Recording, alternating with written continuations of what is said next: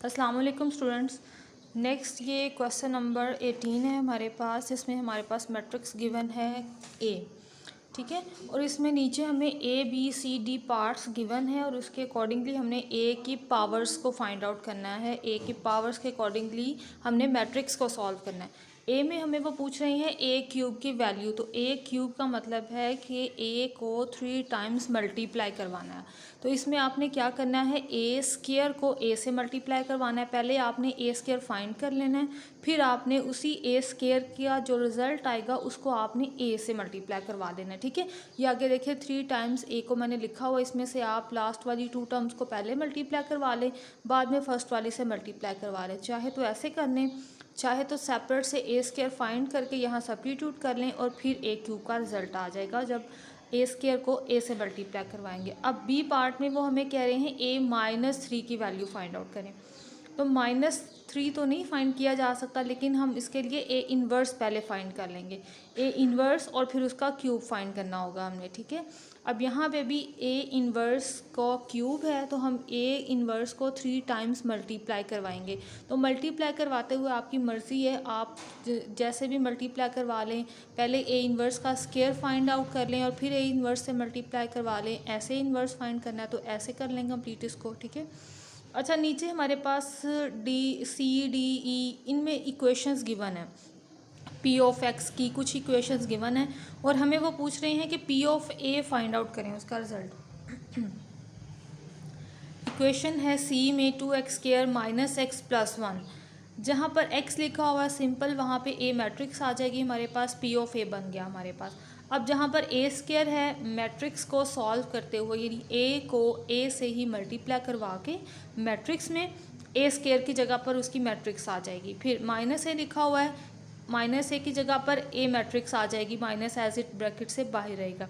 फिर as equation हम इसको सॉल्व करेंगे कैसे, a² को पहले 2 से मल्टीप्लाई करवा लें, ठीक है, और फिर क्या करना है आपने a² और a इन दोनों को माइनस करवा लें, ठीक है, और जो लास्ट में प्लस लिखा हुआ है वो प्लस कर लेंगे हम लास्ट पर, ठीक है। अच्छा, क्वेश्चन नंबर 18, क्वेश्चन नंबर 19 ये दोनों एक जैसे ही हैं, इन दोनों को आपने इसी तरह से कवर अप करना है। क्वेश्चन नंबर 35 में वो पूछ रहे हैं सबसे पहले कि क्या ये इन्वर्टिबल है या नहीं। अच्छा, इन्वर्टिबल फाइंड आउट करने के हमारे पास 2 मेथड हैं। एक तो हमारे पास रो ऑपरेशन वाला मेथड होता है और एक ये फार्मूला वाला मेथड है। रो ऑपरेशन अप्लाई करते हुए अगर हमारे पास कोई एक पूरी रो या कॉलम इक्वल टू 0 आ जाए तो फिर भी हम उसका इन्वर्स फाइंड नहीं कर सकते, ठीक है। दूसरा मेथड ये फार्मूला वाला है, a1 m1 minus a12 m12 plus a13 m13। ये माइनर्स और फैक्टर्स हमने लिए हैं इनके, ठीक है। ये फार्मूला के अकॉर्डिंगली मैंने a11 a12 a13 जो है ये r1 की वैल्यूज़ हैं और m11 m12 m13 इनके माइनर्स की वैल्यूज़ मैंने ली है यहाँ पे, ठीक है। माइनर्स पहले लिखे हैं मैंने, फिर नीचे इनको सॉल्व किया तो देखें after calculation determinant equal to 2 आ गया, नॉट इक्वल टू 0। तो ये हमारे पास क्या है, ए इन्वर्स इज पॉसिबल। तो ये पॉसिबल तक ये आपने यहाँ तक करना है, ये हमने यहाँ तक बताया कि इन्वर्टिबल है, ठीक है। इसके बाद इसका इन्वर्स आपकी बुक में जिस मेथड से वो कह रहे हैं उस मेथड से करने की ज़रूरत नहीं है, ठीक है। उसमें वो बाय कंपैरिजन मेथड कर रहे हैं, तो आगे जिस तरह की हमें क्वेश्चन और मेथड की ज़रूरत है हम उसी मेथड को यूज़ कर रहे हैं, यानी रो ऑपरेशन को यूज़ कर लें या एडजॉइंट मेथड को यूज़ कर लें, ठीक है। लेकिन वो मेथड जो वो बता रहे हैं वो ना तो यूज़ होता है ना इतनी प्रैक्टिस में आता है। अगर करना चाहें तो उसके अकॉर्डिंगली भी आपको कुछ क्वेश्चन मैं सेंड कर दूंगी, ठीक है।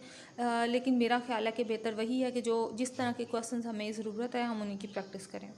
क्वेश्चन नंबर 35 को फर्दर आपने इस तरह से सॉल्व करना है, ए एक साइड पर रख लेना है और आइडेंटिटी मैट्रिक्स दूसरी साइड पर रख लेनी है।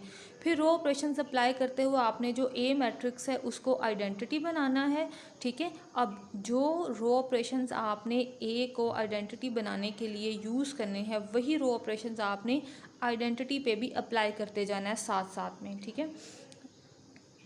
अच्छा, अब देखें जब लास्ट पे ए पे रो ऑपरेशंस अप्लाई होते हुए लास्ट पे हमारे पास आइडेंटिटी बन गई। ये वही रो ऑपरेशंस हैं जो हम एशलॉन फॉर्म और रिड्यूस एशलॉन फॉर्म बनाने के लिए इस्तेमाल करते थे, ठीक है। आपकी प्रैक्टिस में वही चीज़ें ज़्यादा स्ट्रॉन्ग रही क्योंकि पेपर में भी वही चीज़ें ज़्यादा डिमांड आती हैं। अभी आगे हमने मज़ीद लीनियर इक्वेशंस की कंडीशंस और उनके सोल्यूशन भी फाइंड करने हैं, तो यही मैथड उसमें भी हम यूज़ करेंगे, ठीक है। अब जब ए सॉल्व होते हुए आइडेंटिटी बन गया है तो आइडेंटिटी के साथ ही लास्ट वाला जो रो ऑपरेशन आया वही हमारा ए इन्वर्स है, यानी लास्ट में हम लिखेंगे A inverse is equal to 0 -1 1 1 1 -1 -1 0 1। तो ये हमारा ए इन्वर्स आ गया। ठीक है, इससे रिलेटेड क्वेश्चन है 36 और 37, ये आपने करने हैं।